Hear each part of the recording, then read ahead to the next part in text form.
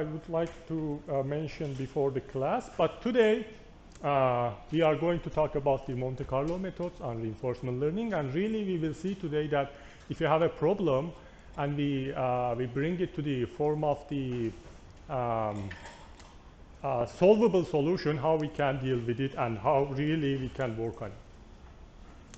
So first I'm going to talk about the model-based learning and model-free learning, and we will see what are the differences, because the main concept that we are going to talk is relying on this topic.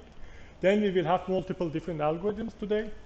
First we talk about the first visit method as Monte Carlo prediction. I will clarify for you what does it mean. Then we will talk about the every visit, again as another Monte Carlo prediction technique. Then we will see two more algorithms. The most important one, Monte Carlo Exploring Start, known as MCES, Monte Carlo Exploring Start, is abbreviation. Then finally we will talk about how Monte Carlo Epsilon greedy will improve the Monte Carlo Exploring Start algorithm. But these two are control. First two are prediction. And soon I will explain what does it mean and what is happening over there. So let's get into idea first. We say in policy and value iteration algorithms, the assumption was that we have access completely to the environment. What is meaning? It means that we said we have transition dynamics, and if we have transition dynamics, so you needed to declare a table, big table that you solved in your homework, and we saw that, okay, we were explaining, okay, from this state to the next state, what is the probability of movement? Per each one of the actions we needed to indicate. But that's not realistic, right? In some problems we may have it, but in most of problems we don't have it. So today we are going to see, okay, if we don't have transition dynamics, what's happening? The other thing that is also important is the reward. What does it mean? It means that we stated exactly what is the reward per each state without running anything. On the definition that we had, like we said, okay, being at state like A is result in reward 5, state B reward in result 2, and etc. So this is the knowledge that in advance we consider that we have it. But now today we want to say, okay, if we don't know that, also what's going to happen?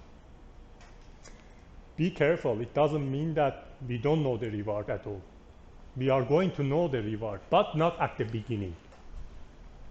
This is the whole idea of today's course, and actually kind of whole idea of reinforcement learning, that at the beginning we will see the Monte Carlo based algorithm. Later we will go to cover the problems and improve it step by step. So as I said this is impractical. The agent maybe cannot have access to the all information, and we need agent that basically interacts in the environment to gain the whatever is happening. What does it mean? I represented the same example that we had together last week. Consider this environment. First of all, transition probability, of course, is not realistic to have it. Like always, we said that left is this, right is this, left is this, right is this. But that can change, and there are many parameters we don't know. That's very difficult, and it's not realistic to consider it.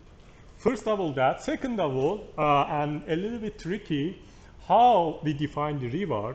I said, okay, the objective is going to here, and reward is collecting these objects during when the robot is moving on different states.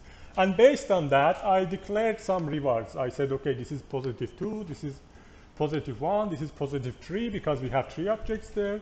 And based on the number of obstacles that we have, I said, okay, this one, there are 7 obstacles. I put 7 obstacles there, and these definitions.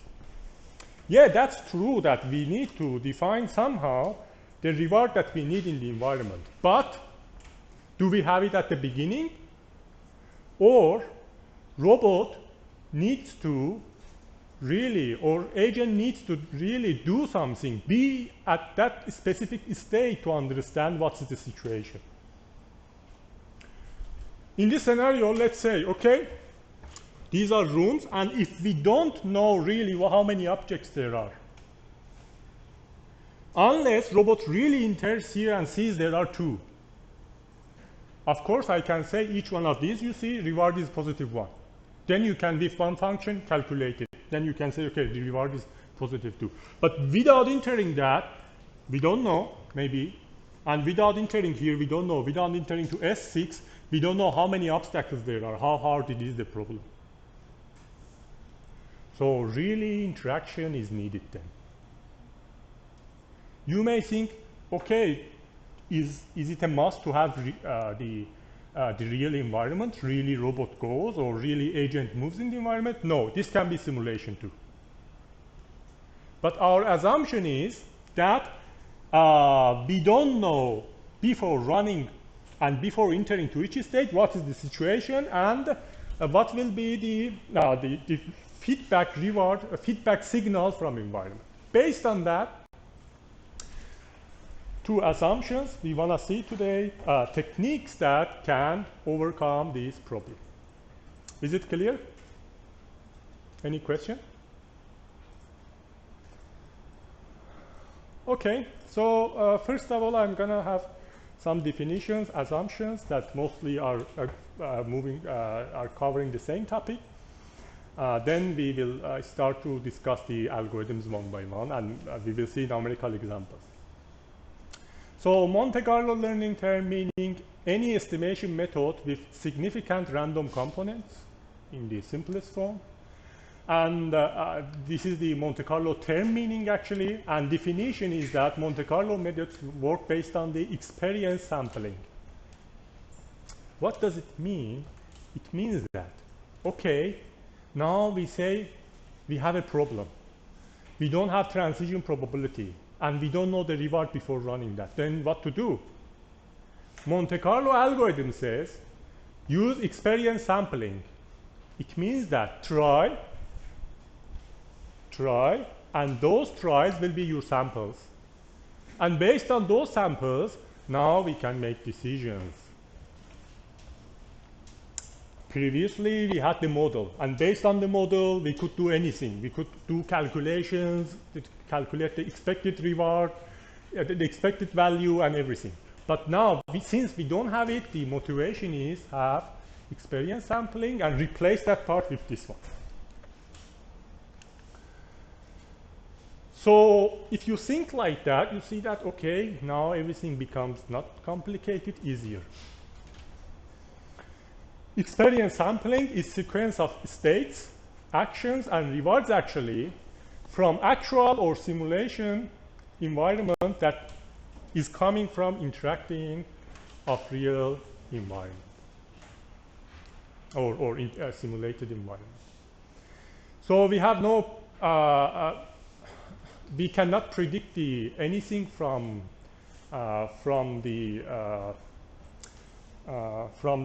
situation before running, as I explained, and only only we generate the sample transitions, not the complete probability distribution of all, as we saw in dynamic programming. So Monte Carlo algorithms are a way of solving reinforcement learning problems that they are mostly relying on averaging of the samplings that we get. So when we are talking about sampling, you may say, okay, if you have hundreds of samples, then what to do? The whole concept, the simple concept is to having averaging of the sampling returns. What was the return? We already explained it. If we want to average, we will see today how we can do that. So generally we can say, therefore, Monte Carlo algorithms are incremental in episode by episode scene, not step by step or online.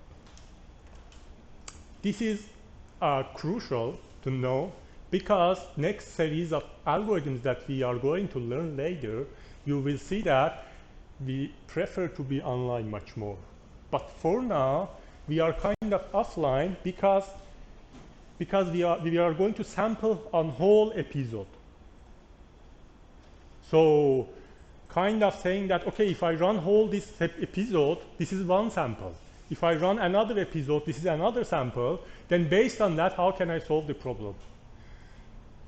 Is it something strange or we cannot do it? No, of course we can solve problems. We will see today. It is okay.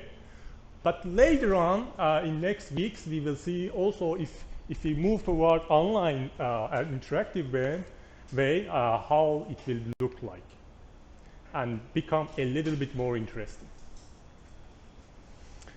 So what was the definition of Markov decision process that we discussed last week? There are a set of states, state S and action. There is reward model, there was reward model, there was transition model, probability of the SD given by SD minus 1 and action T minus 1. There is discount factor, then discount factor gamma that was between 0 and 1, and the motivation was to give discount on the reward. And finally, we had the horizon, or maximum number of episodes that we can have. Now what we're gonna do, we're gonna remove these two formal definition of Markov decision processes. We say, okay, we don't have reward model and we don't have transition model anymore. So now let's talk about assumptions. We say, as I briefly explained to you, we assume experiences is divided into episodes. It means that eventually they end. Doesn't matter how far it is. They eventually ends in the series of problems that we are going to see. They are not infinity, first of all. For example, if I'm going to solve task planning, agent from here needs to learn to go to the corner, then I can say maximum number of steps that I can have is 100. Don't go more. How to define that number? That number should be defined somehow that in the worst case, I can achieve to the target that I want to go in idealistic way. What is the motivation of having that? Is that if it's unlimited, my agent maybe goes stuck here forever, never can improve it. So we need to terminate it somewhere. And of course, that depends also on the algorithm that we have. So we say we are going to learn and update policy based on the interaction, as I explained to you. An agent doesn't know about the environment, model of the environment, as we declared. Agent needs to interact and try. A model in reinforcement learning strictly refers to whether agent is using learning through environment actions or not. That based on that, we have two classes of algorithms in reinforcement learning in general.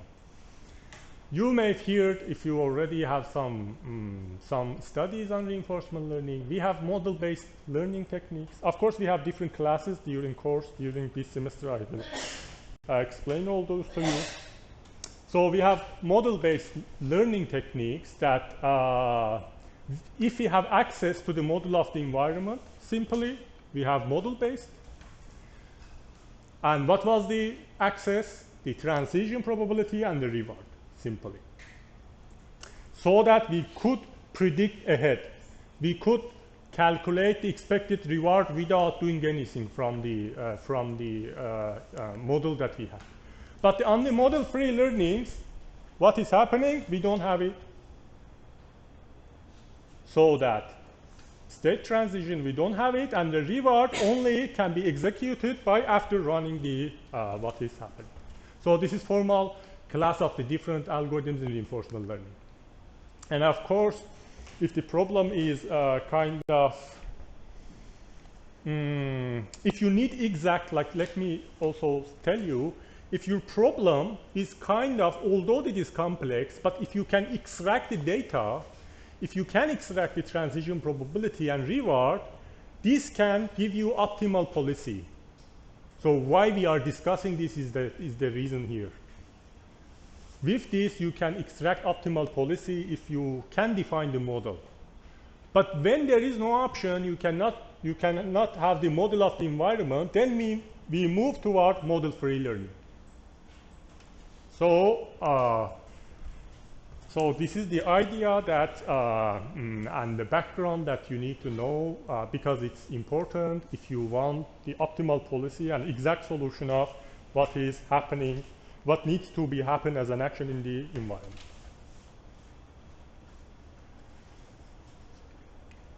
So in Monte Carlo methods, aim is to learn state value and action values, depending on what we want to do.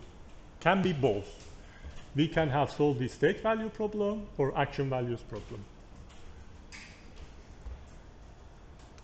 And it is simply can be defined as I mentioned, averaging returns observed after visiting to this state. And the more observation we have, more accuracy we will get in the solution that we are going to have. Of course, more sampling, it will give us more accurate result that we are expecting to have.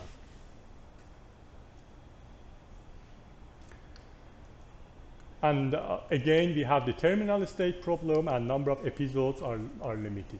Quick recap, what was the state value function, value of a state that is expected return. Then what was the action value? We defined multiple times that here we have Q values, and per state we have also number of the actions.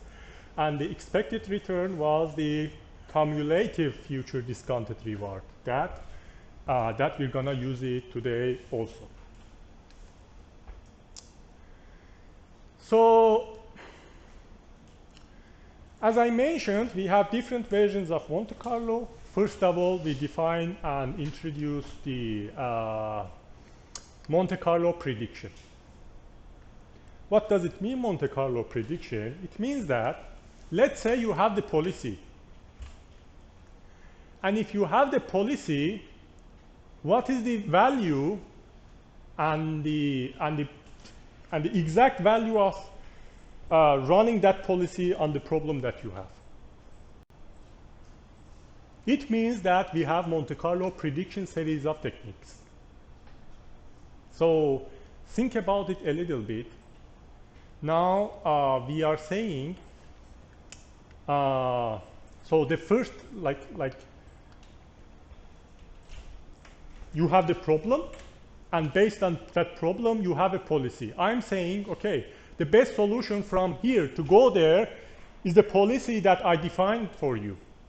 So now we can use the reinforcement learning techniques to also extract values for those policies that I propose to you.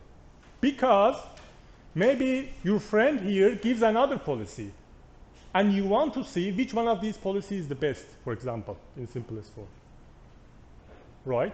And this guy gives another policy. That guy gives another policy.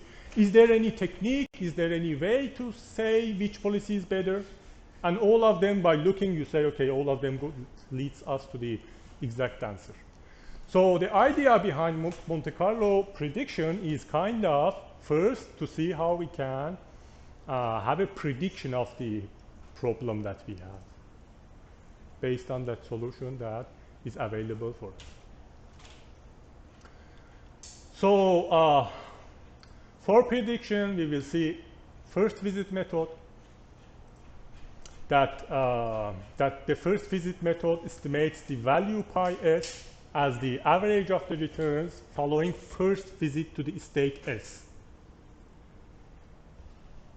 We will see by example, but now we say, okay, we have an episode that is sample of the environment, sample of the problem that we have, and this algorithm is saying to us that first visit to that state should be the expectation or the value that we can calculate based on that state up to end of the horizon.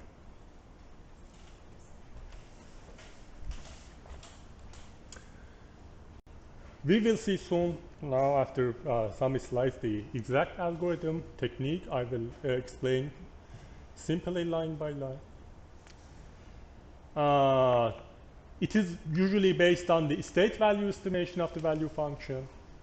The next algorithm that is based on the Monte Carlo prediction is the every visit method that is similar, but this time says, okay, every time visiting one state should be considered to get and calculate the average of the value or estimation of the value pi on the state that I have.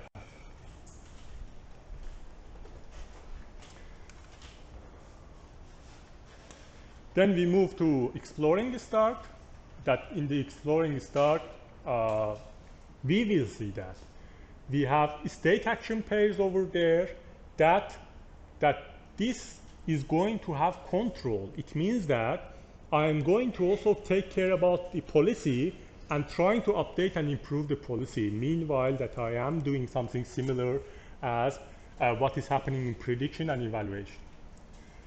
On the other hand, we will see Monte Carlo epsilon greedy that here we have some problems. To cover it, we will improve it. So I already explained the reinforcement learning prediction. Policy pi already is given, and we need to improve it. And it means that actions are already fixed, pi, action, and state.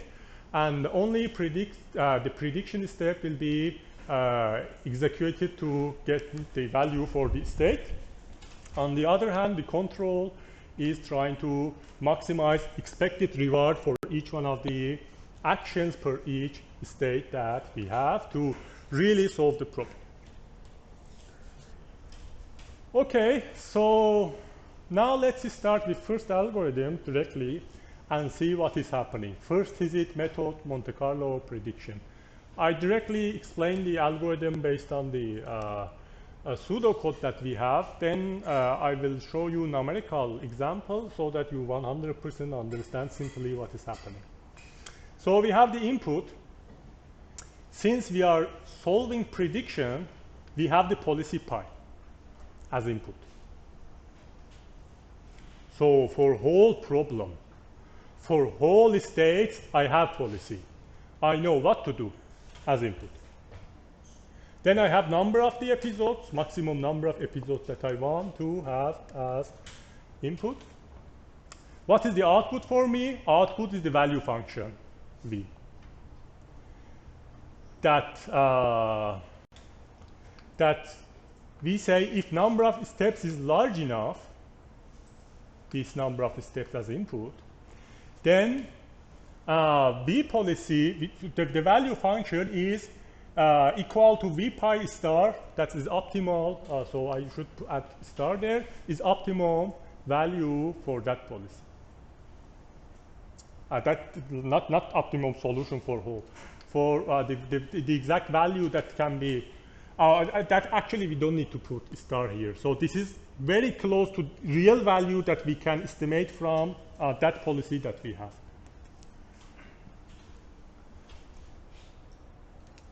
Then what we need to do, we need to first of all initialize returns as 0, for example, as initial values that we're gonna calculate the returns. Then we initialize number of steps, that number of times that we applied and worked on the updated the value of the S or visited the S. And then we start the whole general loop of the algorithm for episode 1 up to number of episodes that we have. What we do first of all, we generate the whole episode here that we called it as sampling.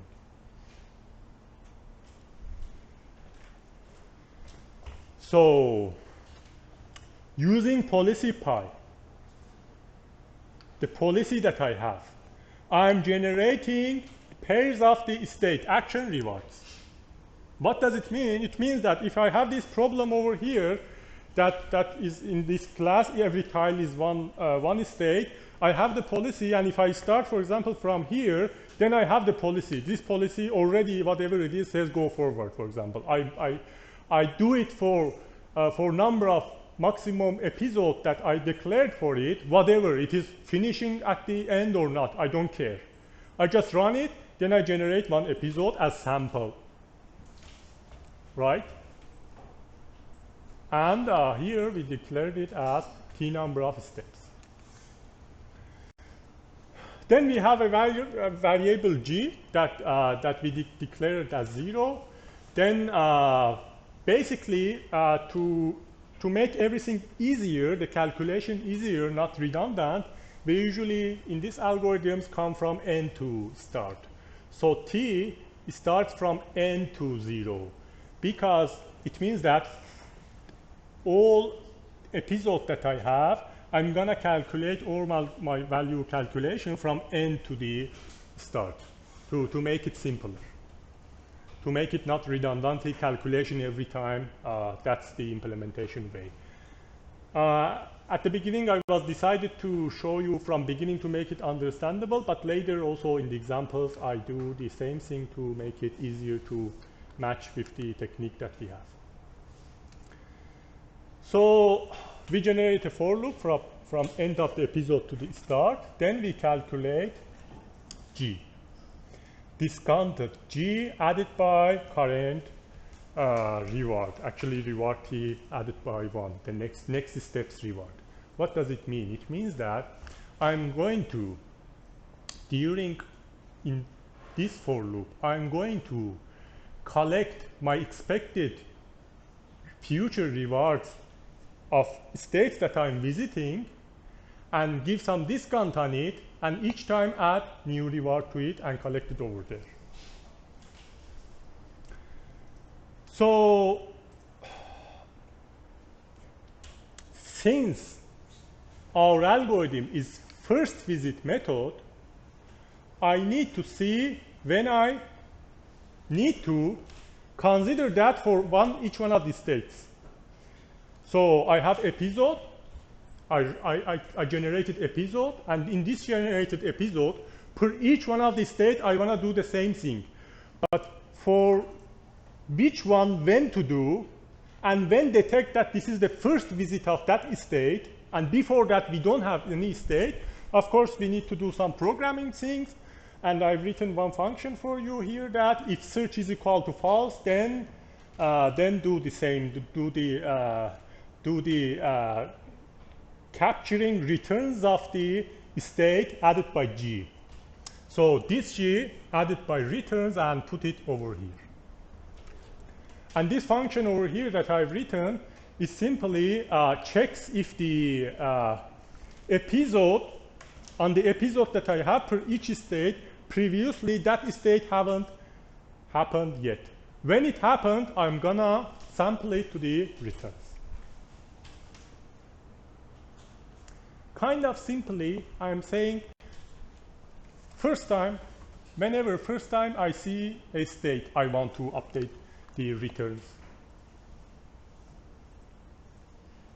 May a little bit confusing here, but on the example it will be crystal clear. Of course, when I'm doing that, for that state, I'm going to count by 1. And maybe because I'm sampling, and this may happen many times, every time that is happening, for each one of the individual states that's happening, I'm gonna say, okay, this happened to this state one more time. Then loop finished. After number of the episodes that I generated, or kind of can call it number of samplings that I've done, and this procedure run on it, finally I can return the values. And values are the returns, not that return the values. and this return with programming one is different, don't mix it up. So returns of S divided by number of times that each time I ran on each one of these states, then that's it. Kind of the same thing that I explained is averaging. Averaging number of times that I ran that on each one of these states. So this is whole Monte Carlo prediction first visit algorithm. Let's see by example, step by step, what is happening numerically. Then I'm sure you will understand clearly. So we define a problem, very small and simple problem here to understand what's happening. So we have an environment, and this environment has 6 steps, 6 states, S0 to S5. And I have discrete number of actions per, for each one of these states. Then also I define, for example, terminal state as S0, right? Then I say, now what I need to do, I told you that we have prediction problem and we already have the policy, and let's say this is the policy. You may have a look and say, oh, this is wrong policy, this is a stupid policy. Yeah, of course, we don't care, because we're running prediction and we just want to see what's happening and return the value of this problem that we have for now. Then given policy pi. Then, of course, I need to declare reward still, but this time don't think that we already like have it. Although here looks like we already have it. But consider that not that perspective that we have it already, because we have it when we are generating the whole episode. If we don't generate whole episode, we don't know what is it. Right? Kind of, we can say we have a function that generates for us. That's it. It is very important to understand it here, right? We have the reward here, but it's not like clearly we know in advance. This is like I present it here. It happens after we run the process in interaction. Okay, any question? Good. Now let's see the what is happening with the algorithm. I generated here some episodes, so not an episode, like some episodes, here 3. So in the algorithm that we've seen, it was like every time running the loop, I was creating new episode, right? So let's say I generated 3 for simplicity here to have it all together, then we have a shorter number of slides. So it means that like episode 1, I generated this one. We started from S4. Where is the S4? S4 here. Then what happened? So action up happened. We went to S1, from S4 to S1. Then I'm running the policy, S4, S1. Then S1 to S2. Then S2 to S1. Then it stopped. Stop means like here, just finish the episode. I just wanted to declare it. So in one episode, let's say this happens. Starting from here, move there, move there, move to the left. In next episode, we say, okay, I started from S3. Then, S3, then go up. Then since it's terminal state, then stop there, finished. And third one, we are starting from S5 here and go to S4 here with left action, then here up action, then S1 right action, then S2 stop. So it seems that as we can see, 1, 2, 3. T is 3, and maximum number of episodes that I declared here is 3. So clear? Actually, I did the sampling step here. I'm showing whole sampling step. But in algorithm, every time this happens, in next time this happens, next time this happens. So based on that, let's say now we are going to run first visit Monte Carlo on this problem. After we finished, we move with the same example on the every visit Monte Carlo with prediction problem. What we had as update for the G, we had this function here, discounted G added by reward T plus 1, next reward. So I'm in this state, I'm getting the next rewards, next state's reward. I'm here, I'm getting next state's reward, and added by discounted previous expectation. So same episode we generated. And now we can say we are summing all rewards coming after first visit to ST. Here S1, I'm gonna show you. So I'm gonna show you for S1, for simplicity also discount factor as 1. So I'm not going to discount it. For only simplicity, this could be 0.9. We have some examples later that I apply also discount. Here, just say, okay, 1 to make it shorter. This one 1, then whatever it is, previous added by new reward. So how does it look like? It looks like here. For episode 1, this one, I'm going to calculate for S1. An algorithm is first visit. What does it mean? Look at this episode. In this episode, for S1, first visit is where? Is here. From here, I'm going to calculate the future expected reward. So in the calculations, then G is equal to this part over here. So since G is at the beginning 0, 0 times 1, right? 1 was the discount factor, and the 0 was the initial value. Then I'm not going to write it every time also. Just here I've shown it. Because of that it is red, because in same instance, just consider when it's 0 times 1, then I don't write it. Then added by RT added by 1. Reward of T plus 1. So what is the reward of T plus 1? Now you can find it yourself. Have a look.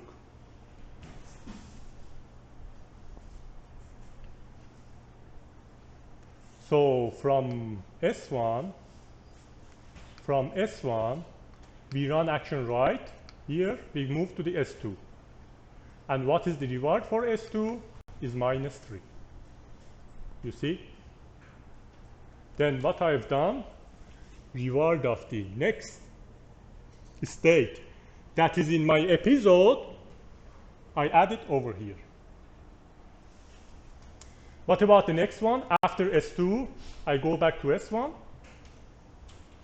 S2, I go back to S1. And what is it? Minus 1. I add it over here too. Because that was in loop, right? From first start, I'm calculating up to end. This term over here. Of course, if I have discounted rewarded, it will be discounted during time. So since it is 1, this term is equally just the reward directly comes and added by G for just simplicity.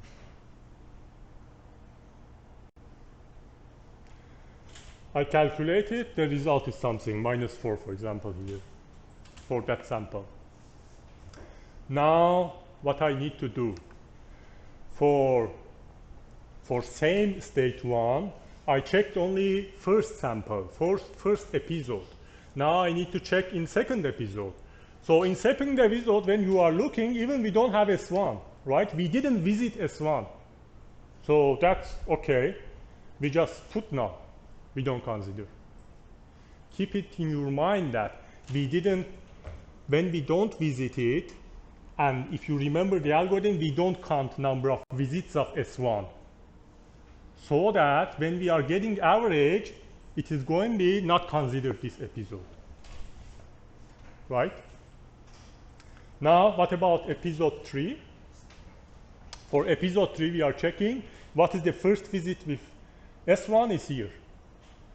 Then we calculate these two.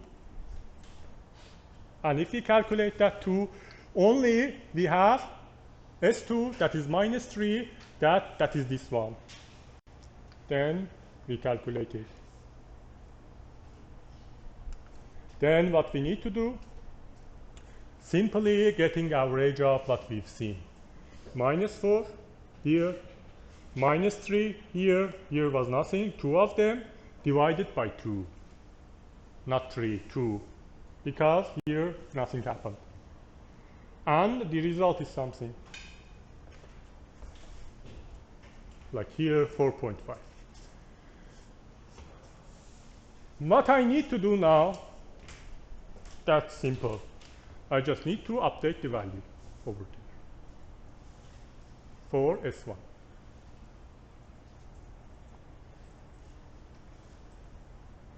Now, okay, let's continue the same process. Now we say, what about S2?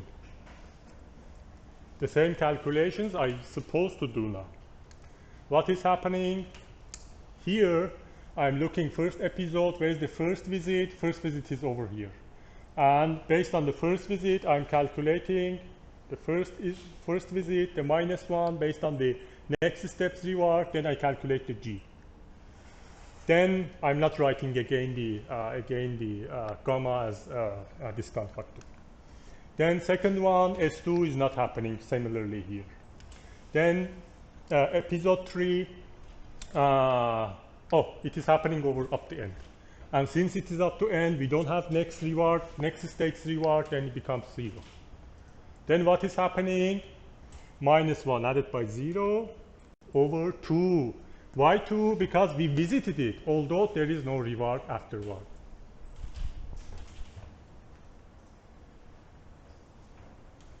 Then continue with S3.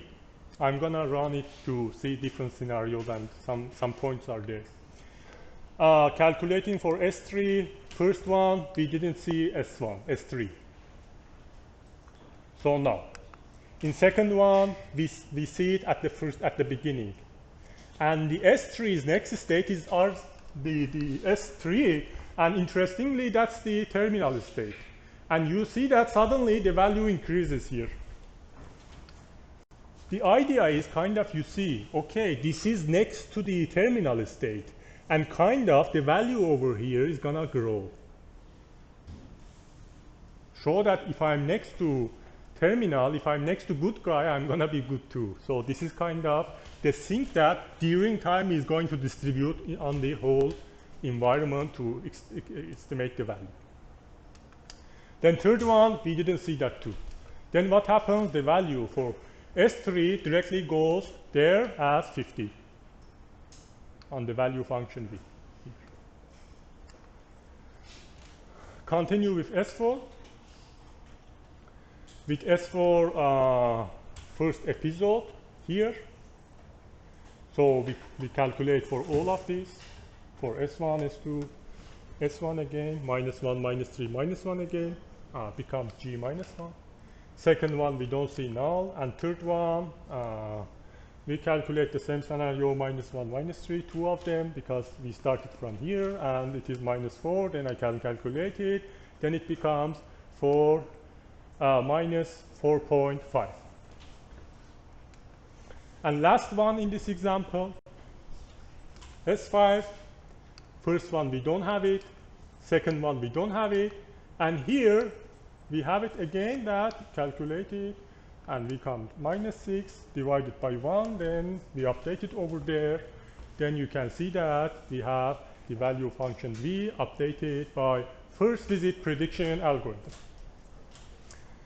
And now, of course, if you continue the sampling enough, then this value table that we have here, these values for states will be exactly the value or very, very close to the value that really shows how good that policy is. Is it everything clear there? Any question from anybody? Okay, nice. Now we're gonna see second algorithm. If you understand first algorithm, understand the second algorithm is easy. Why? Because this time, instead of having first visit, we wanna calculate every visit. And it means that every time we're visiting one state, we're going to update the whatever we wanted. The initialization is same, input, output, the returns, and n, number of visits to that state. We have episodes that we generate again. Then after generating episodes, initializing g, and the for loop from n to start again. Then the same equation, g is equal to discounted g added by reward. And here, now, each time that we seeing state t, the returns will be added. We don't need to check if it's first time or not anymore. We don't have that if anymore. Every time that we see that state, we want to update it. And based on that, of course, we need to update the number of times that we're seeing visiting every state too. I put it some comments for you for readability. Later when you're reading, you can read and understand it easier. Then end, finally, we return the number of times, the return value over number of times that we visited at, and we return it. So now you should be able to guess it what's happening, but let's see another numerical example. Here, again, we did sampling. I generated three episodes as sample for you. Then, and here I consider t as 4. 1, 2, 3, 4 steps. So we want to see Monte Carlo every visit this time on this example. And let's see what is happening here. So now I'm running the same scenario here, but let's see what is going to happen in the middle. This time, we have E1. For episode E1, I calculate the visit to the S1, and I calculate the visit to the S1 again. Because since I am calculating S1, I visited S1 2 times. And for first time, I updated G and calculated for episode 1. But for episode 1, again, this is happening. And again, from here up to the end of episode, not here, not to the S1 again. Up to the end of episode, I'm doing the calculations. Maybe you visit that episode, that state 10 times, 20 times, doesn't matter. Each 20 times, it will be on one episode calculated, visit to that state.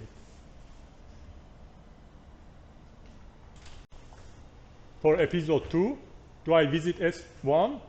No. For episode 3, I again visit the S1 2 times, one here, one there. So for first one, since I'm at end one and next is 0, I don't have any reward, result becomes 0.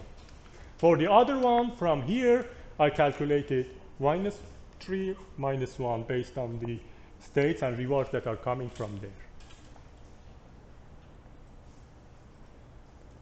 Is it clear?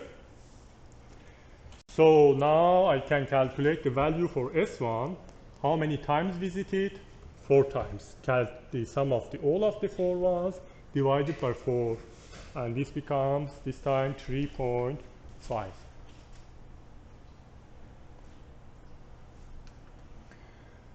Now I'm going to show a whole 6 steps a little faster. Just this time what is happening. For S2 I'm going to calculate. For S2 you can see that S2 is happening one time here, one time here. First one is 0, Second one is just calculation of these two, that is -1, -3 equal to -4. Then on episode 2, I don't see it. On episode 3, here, I see it over there, S2. Then I calculate S2, get average of 3 of those elements, 0, -4, -1, then over 3, then becomes -1.66. Whatever it is, I go put it on the value function table over there. Then continue it again for S3. So first one I don't see, second one I see over here one time, third one I don't see, then 50 over 1 becomes 50 and put it over there.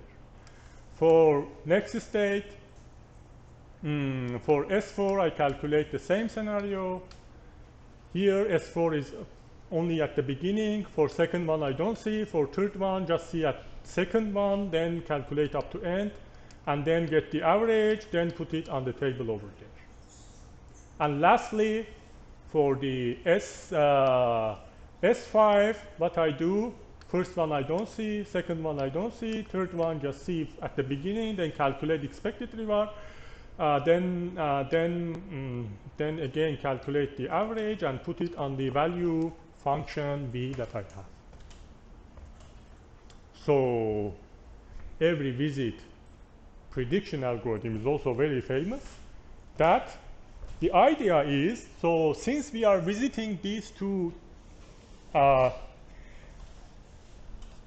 now if you want to answer, okay, what's the motivation? What are the differences of these algorithms? These two algorithms. First visit says, okay, the sampling that I've done, just for first time I consider that. But second one says, okay, since you've used it many times, since you're generating episodes, why don't use it to update it faster? Don't reuse the same episode that we updated. And this maybe idea can boost our update of the value and achieve the results earlier a little bit.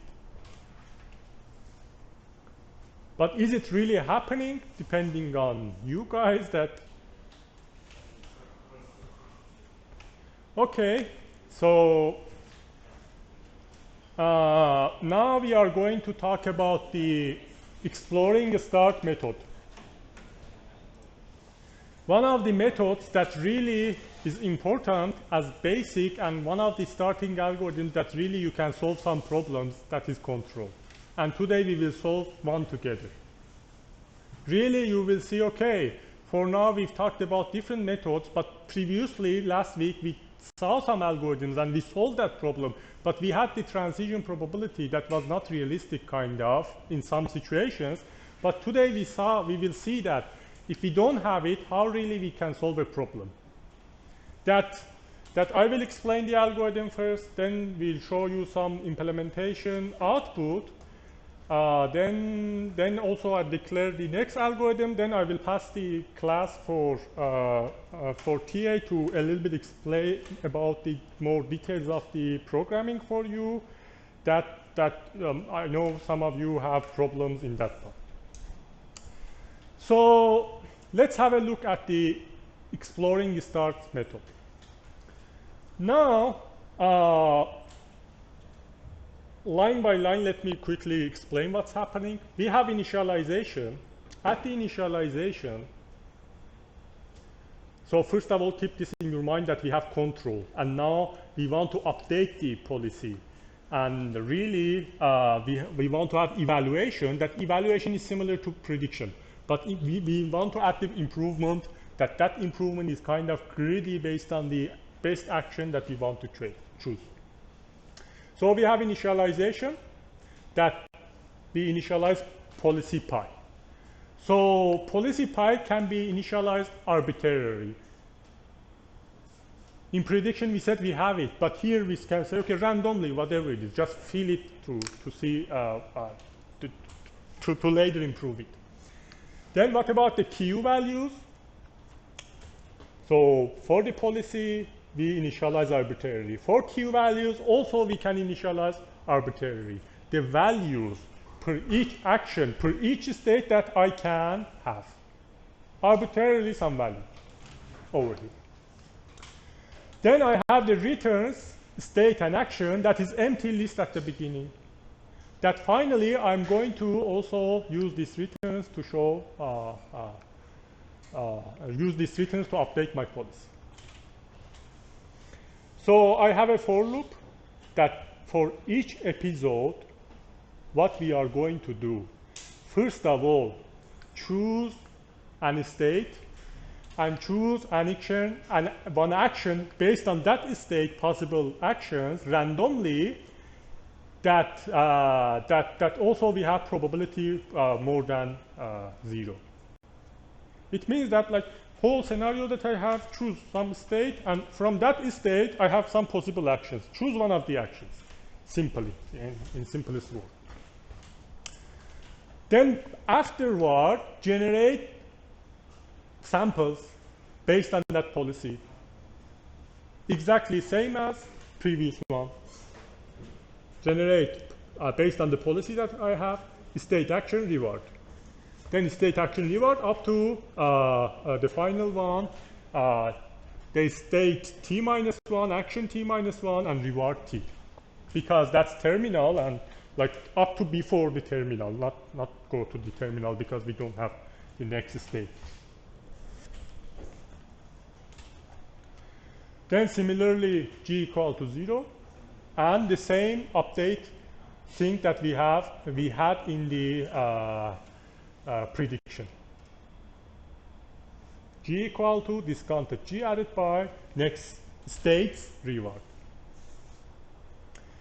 So now here we say unless the pair ST and AT appears in one of these states, unless that is happens, append G to the returns and update the Q value by getting average of returns, and later take the maximum policy from those average values.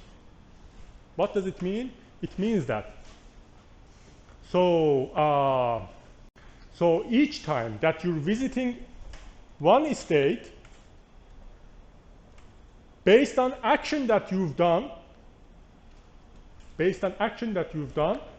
get its average and list it, and based on that list, if you ran different actions on that particular state, then get the maximum to update the policy. So you may say, okay, I ran episode, I just from one of the states I never seen. Okay, you don't have update action for that. One of the states I see it just once. Then based on that once, you can get maximum next action that you have. But if you see each one of the states enough, then you can understand, go like left, right, up, down, which one is better, get maximum and update the policy that we have.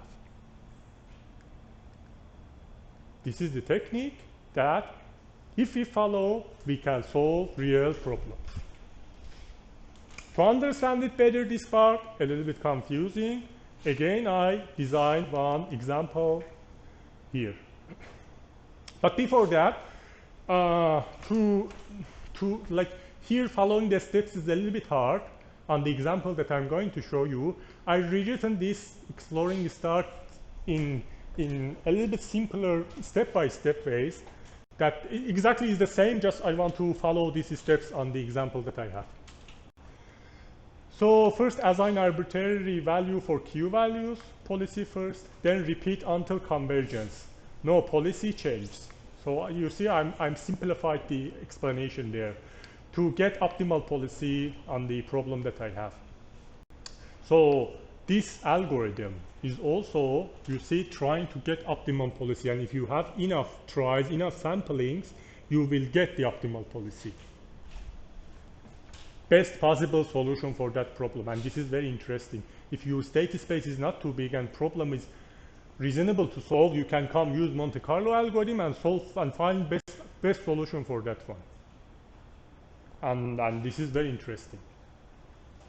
So step A, select random state and action pairs on the environment. Select random state and then random action. Then step B, generate episode by policy pair. Then, of course, start from selected state and run selected action.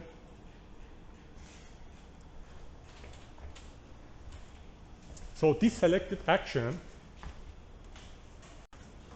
means the exploring start. And the selected action, keep in your mind that is not going to be the policy one. This is critical and key point. This is going to be the selected action that we've had it randomly at the beginning. So first starting point is not following policy. First starting point is random action that I'm having. Okay, that's kind of a brilliant point, and what is happening to solve the problem that I have. We will see on the example. For each state action pair, compute the discounted return and create a list, step C. Then return is the calculation of only next states of each state in each one of the episodes. That also can be represented in this form. Value pi s is equal to expected pi of gs. And this gs is, as we've seen, is this term. G is equal to discounted g added by reward of t added by 1. But since we have in programming mode, this g is also big, then calculations is more simple. We get average of those values, and this is the list that I have. Then average of that list goes to the Q of the SI and AI, state and action pair SI and action J here. Then update finally the policy that I have by getting argmax of state action pairs based on the Q value that I have.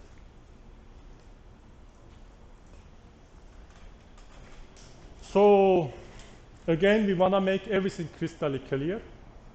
We have an example, and based on example, we have also implementation code Python example. Let's see what is happening. So a robot needs to go from start to target. Kind of similar to example that I always say, from here go to there. Now really we want to see, okay, if robot wants to from here to go to the corner, what is happening? We have this environment, some obstacles on the environment. Robot is going to start from state 20, then go to state 0, right? Control problem, we want to solve it from scratch. Problem is this.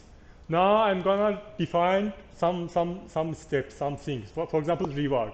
How to define reward? I'm developer, I'm just considering, okay, let's give big reward if we go to the S0. And what about the other states? So I think no reward for now. Just also robot needs to walk and it uses energy and time. Because of that, even minus reward. Because I'm not encouraging robot to have many loops here up to go to the target. Because of that, if you walk more, you lose more. Better to not to walk more. With minimum number of steps, go to the S0. Then big reward over there. I defined. You as developer are going to problem that you have, you define it like this. Like everything comes from scratch. Problem, reward, and Q values initialization. Q values initialization can be random, but here for simplicity to understanding and having calculation 0, usually also 0 works. So it means that for each one of these states, action that I have is the value is 0. All are same and 0. Now we don't know anything. We don't know from S9 is going to S3 is better or S8 is better. So we have discrete number of actions on the problem. Only up, down, right, left. Can be more? Yes, of course. For now, we are going to define it. Then, I generate arbitrary policy.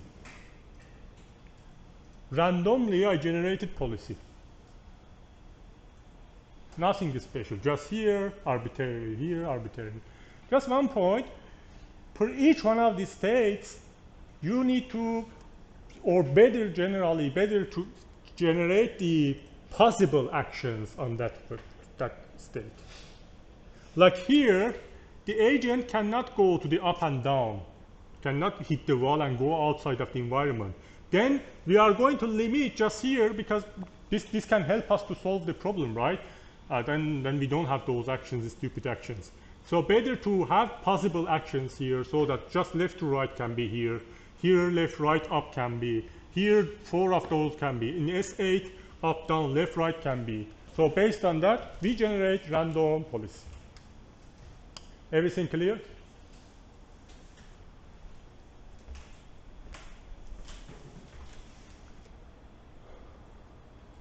Now what I'm going to do, I'm going to solve the problem.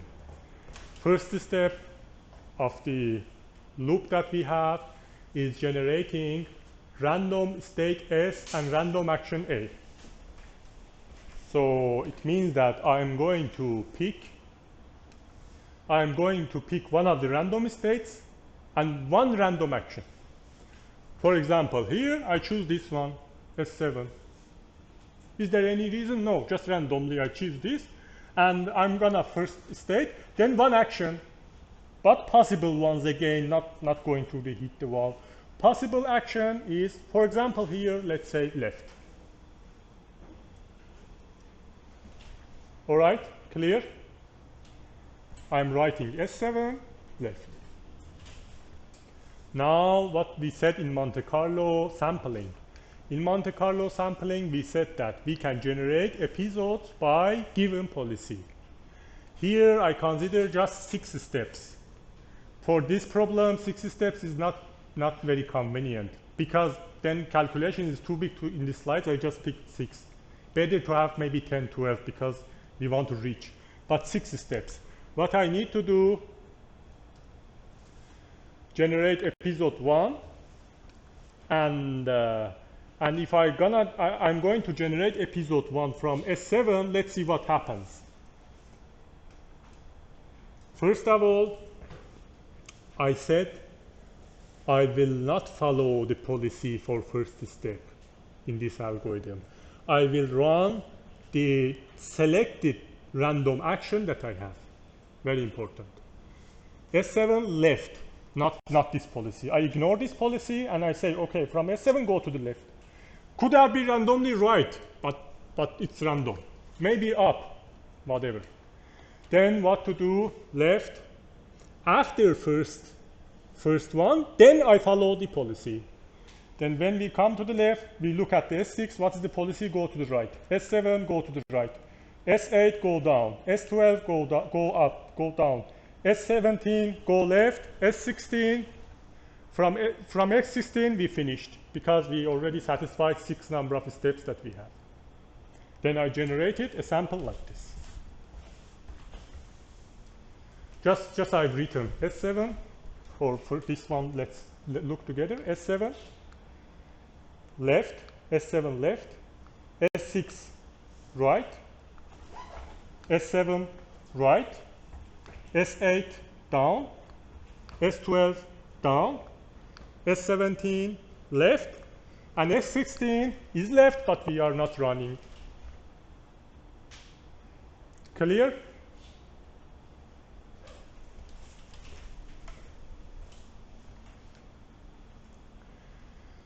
Now we say for each next step that we had in simplified algorithm, this is the procedure. For each state action pair, compute discounted return and create a list. So how does it look like? First of all, discounted returns we declared like this. Already we know it. We are familiar with it. But previously we had discounted factor 1. It was simpler. Now let's put 0.9 to see what really is happening. So based on the trajectory that I have, I can start writing like this. As you remember on the algorithm, for simplicity, we are calculating from n to start, t minus 1 to the start, to not have repetitive calculations. So from S17, that is this one. That is this one, because we are going to calculate, and on the algorithm is ST minus 1. So from trajectory minus 1, we are going to calculate the discounted return. How it is look like? It's very simple. S17 left is equal to 0.9 times 0 minus 1. What is this minus 1? This minus 1 is reward t plus 1. We said for whole the states we have minus 1. Wherever we are, it's minus 1 unless this one, t1. Then I put the reward of the next state as minus 1. And this one is discounted g. G at the beginning is 0. I put the 0, and discount factor is 0.9. Then the result becomes minus 1. It's very simple. Clear? Second one, I'm calculating from end. S17 calculated. Now we are going to S12. So on the S12, now what we need to do? Now we need to calculate the same equation, but this time discounted g. This g comes from here. I don't need to calculate it again. At the beginning I decided to write it for you, but later I changed it for simplicity. Then g is like here minus 1. 0.9 is of the minus 1. And this minus 1 is what? Is the reward of t added by 1. That here is S12 to S17. I just replace it R and discounted g. Then becomes minus 1.9. Then continue. I'm continuing this trajectory from end to the start. From S8 to S12 now. From S8 to S12, the g I calculated, where it is here. Minus 1.9 times 0.9, discount factor, minus 1. That is the reward that we have there, minus reward. Then again, calculation becomes minus 2.71. I continue with next one. Previous g, discounted, then the calculation by the reward that I get. For S7. For S7. S6, calculation for S6, then calculation for S7 again. We made it 2 times, doesn't matter, calculate. Clear so far?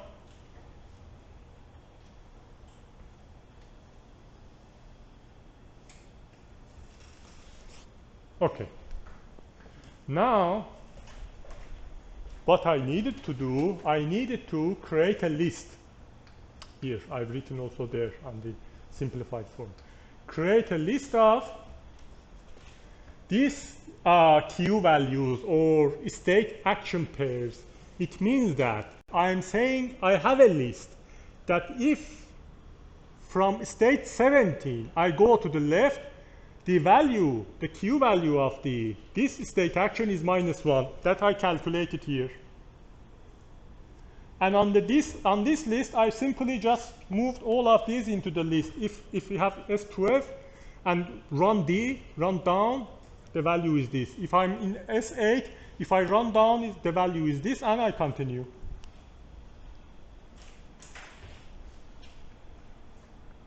Okay? Now, we have the update of the policy step. After each one of running sample or trajectory that I have, I need to run and update the policy. The policy update equation we saw in the algorithm, policy pi is equal to argmax of the Q's of S and A.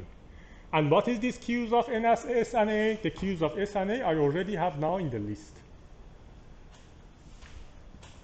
What does it mean? It means that before doing anything else, I maybe have, for example, S17 left, I maybe visited S17 left 5 times during different episodes, 10 times, 100 times. Since it is a list, and I'm going to fill this list, So I need to get average of the S17 and left as expected value of that one, that multiple times we discussed during course so far. So the average of whatever values I have in this list goes to the Q of the 17 and left, and this is the -1, and same. So because for each one of the list I have just only one, the average becomes exactly the same value, Q values here. It is not visible here for now because I just run one time. If we continue, we will see that what is happening, that I'm going to show you. So average the list. Then now we need to update the policy. How to update the policy? Have a look here.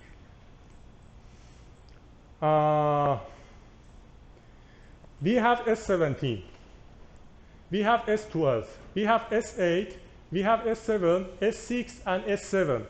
We visited 2 times S7, and the actions were different. For visiting S7, one time we ran right action, one time we ran left action, right? So since we ran for this state 2 times, now we can update our policy with which one was best. So here, for Q of S7 right, we have bigger value than Q of S7 left. Since it is bigger, we update the policy, and this one from left should be right. It was right already. So whatever it is, update it to the right. Let me check. Yeah, it was right. So we update again to the right, doesn't matter.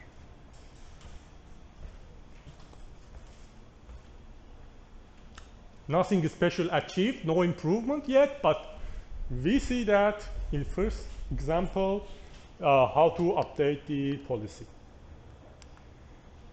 Now let's continue. Ask.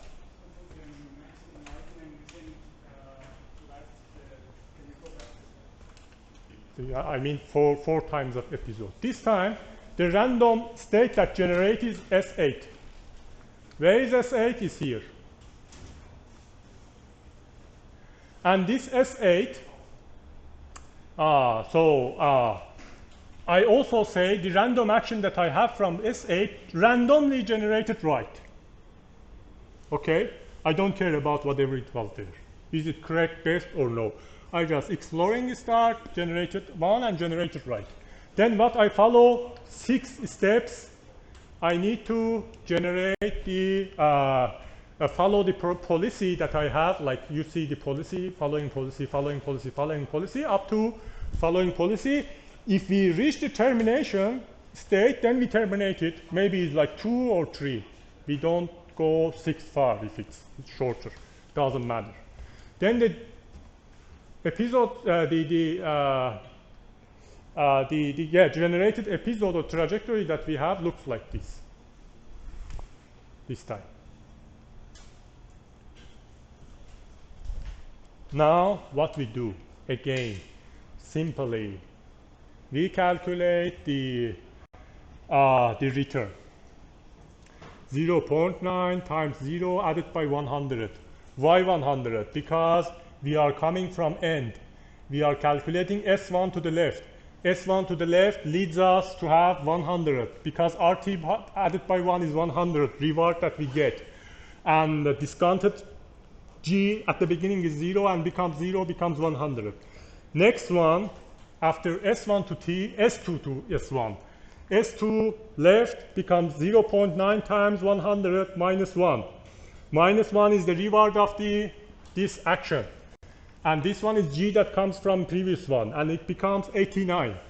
I continue to one previous one, S3. S3, calculation of the previous G, discounted previous G, or discounted return. Minus 1, again, the reward for that action that I've done, 79.1.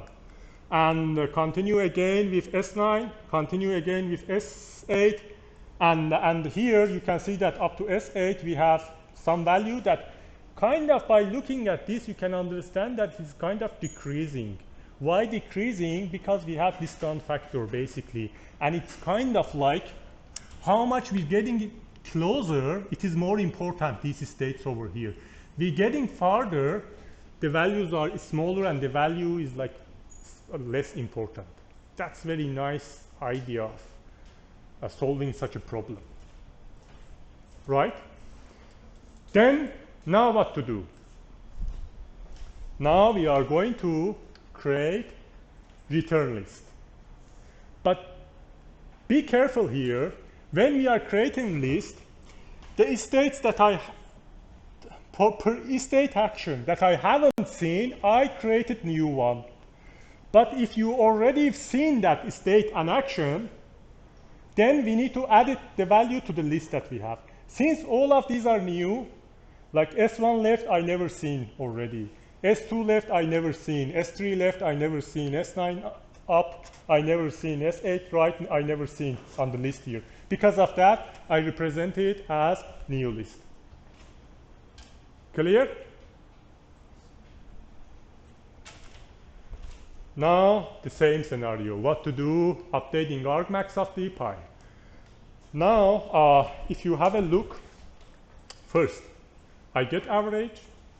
Again, average number of items per each one of the list that I've seen is 1. Because from each state, the action that I've chosen, just one time I've chosen, for example, this one. From S17, one time I've chosen left one, I had 1 minus 1. Then average is minus 1, 2. Q of the S17 left is minus 1. And I continue that. If I have many, I get average and put it here. Simple, very simple idea. After doing this, what need to do?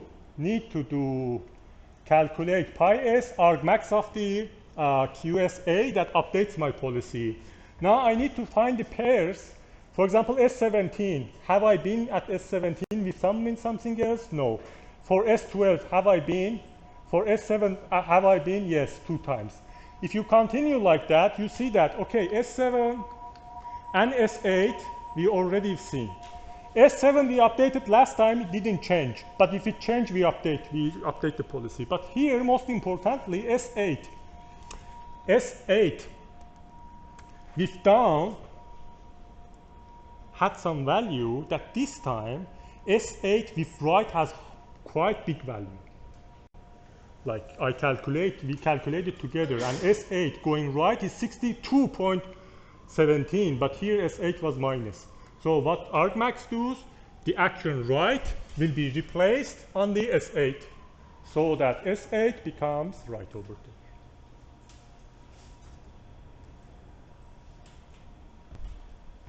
And this is the procedure how we are improving our policy. You see that because why this is happening? Because we generated a trajectory that leads us to result, and quickly comes and updates or says this is better. Go to the right, don't go down.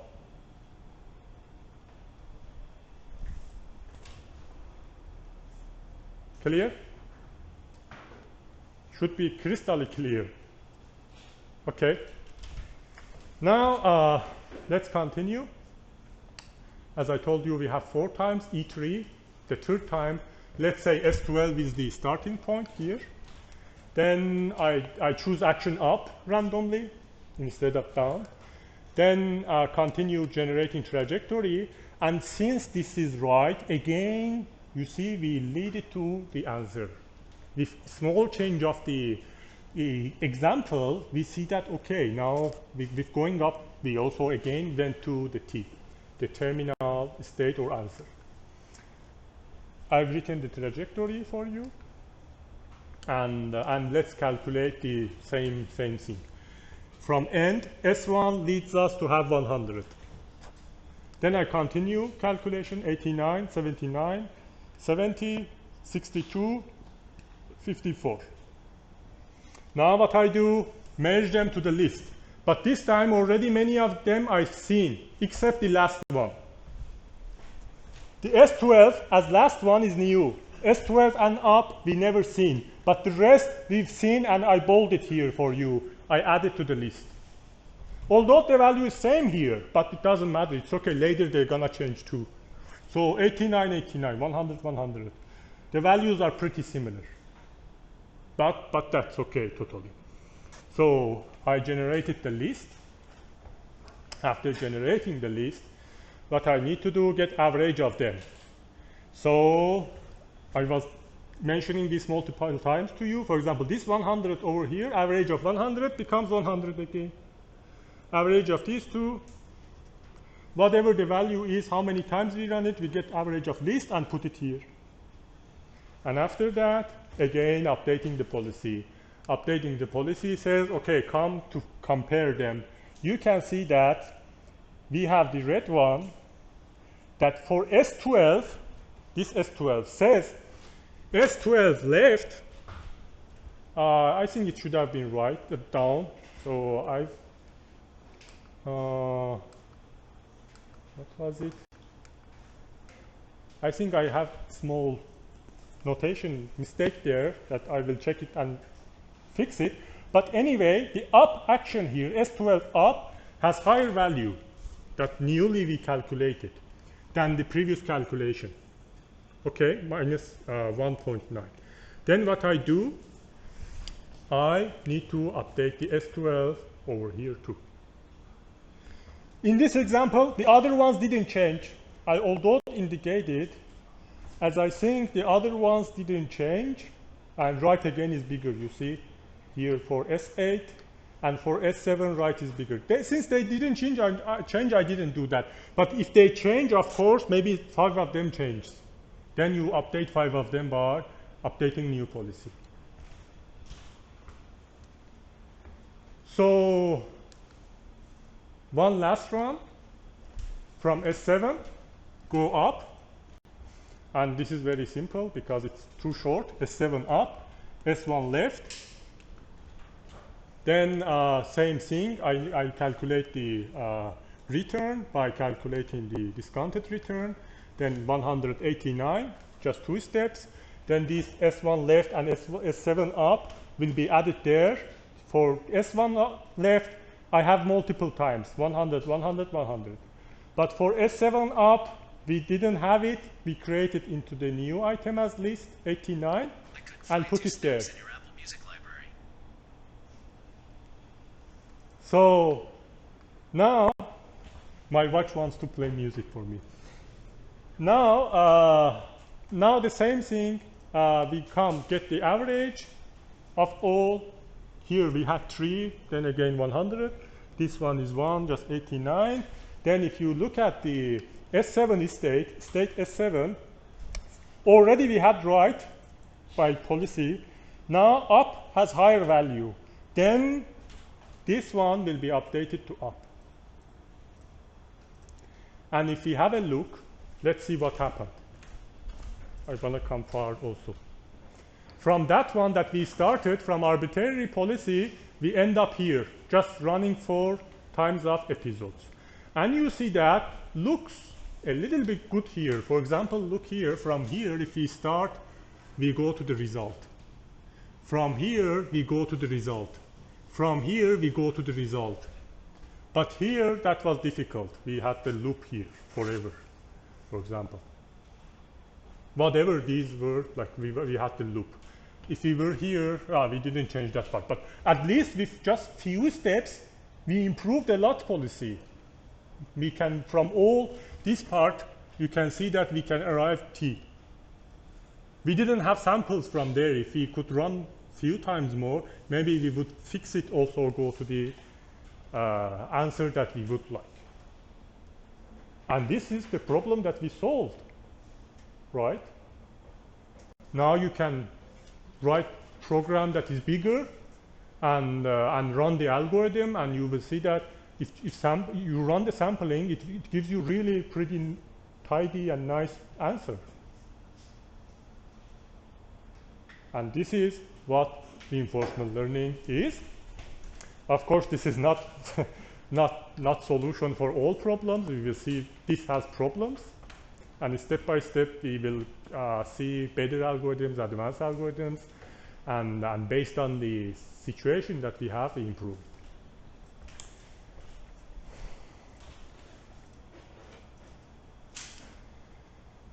Now, let me quickly explain the next algorithm that we have. We're not going to see example for this one anymore because the idea is simple, and if you learned the previous one, this one should be very easy, you understand. The algorithm name is Monte Carlo Epsilon Greedy algorithm. What is the Epsilon Greedy? You know. Epsilon Greedy algorithm is very important. We're going to use it a lot. Epsilon Greedy says, toss a coin, then based on that, if coin comes like some part, like then choose best previous action that we have. Use your previous knowledge. Otherwise, use random one. It's like going restaurant. You go to restaurant, you toss a coin, then you say, okay, I'm today going to random restaurant, or I'm going to the restaurant that I already know. Okay? Now we want to bring it to the algorithm that we've seen. And we don't want to have the exploring start anymore. So greedy in this case is with respect to the reward? Say it again. Is it greedy with respect to the reward? Greedy respect to the not reward, value, Q value. Okay. Yeah. So the idea is, in some problems, we cannot calculate all the edge cases. For example, in application, that resetting the environment always go back to the random the random different states. So there are some motivation of introducing this one. One of is that, like, let's say, by looking at all these algorithms, you see that we have episodes, right? Like, really, if I want to run robot from here to go there, and when I'm resetting the episode, what does it mean? It means that you lazy students need to go there, pick the robot, bring it back here, right?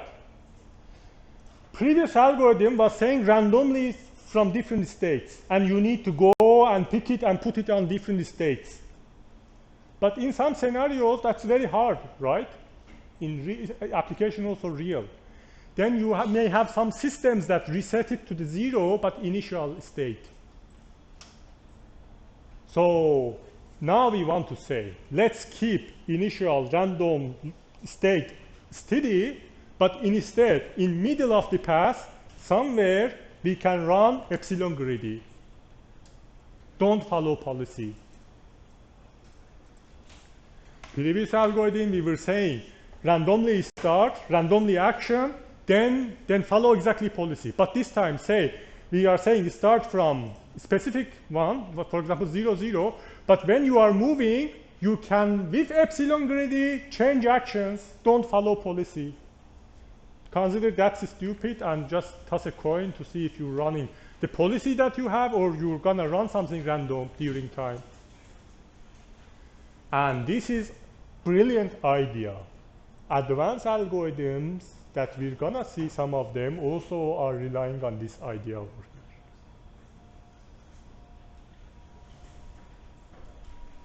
So whatever the policy is I'm running, following, sometimes do stupid things. Sometimes turn around, look what is happening. And that's the meaning of the exploration that we declared many times. Because when we are running and following the policy, we are exploiting indeed. Whatever we learned, we following that. But if we apply the epsilon greedy, we are exploring in the middle of the generated trajectory.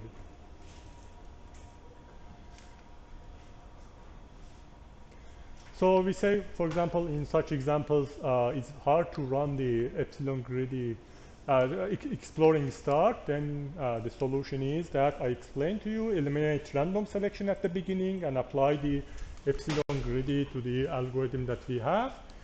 And